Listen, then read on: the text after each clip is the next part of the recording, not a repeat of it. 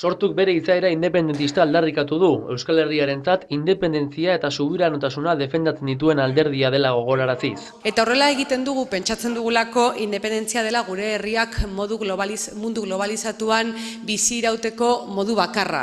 Horrela egiten dugu, pentsatzen dugulako burujabetza dela Euskal herritarrok herri gisa aurrera egiteko dugun berme bakarra.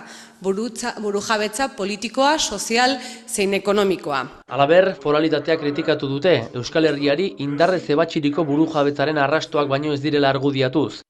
Horregatik, erabateko subiranotasunaren alde azaldu dira eta Kataluniari elkartasun osoa adierazi diete. Guk estatu espainiarrarekiko defendatzen dugun harreman modelo bakarra loturak alik eta azkarren apurtzea ahalbideratuko diguna besterik ez da.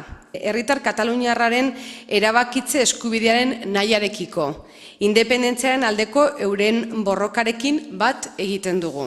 Pere Navarro Kataluniako sozialisten idazkariaren adierazpenen helburu bakarra, benetan existitzen den errealitate subiranistari aurre egitea dela salatu dute.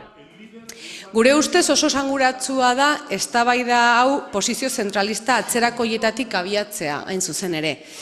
Euskal Herriko zein Kataluniako aldarrikapen soberanistek estatu espainoleko marko konstituzionala gainditu dutenean, eta Katalunian gehiengo politiko eta soziala independentista gisa agertu denean, Madrilekin eta Pere Navarrorekin batera bide hori egin nahi dutenek jakin behar dute aurrez aurre askatasunaren defentsan herri oso bat topatuko dutela ezker abertzalea barne, noski.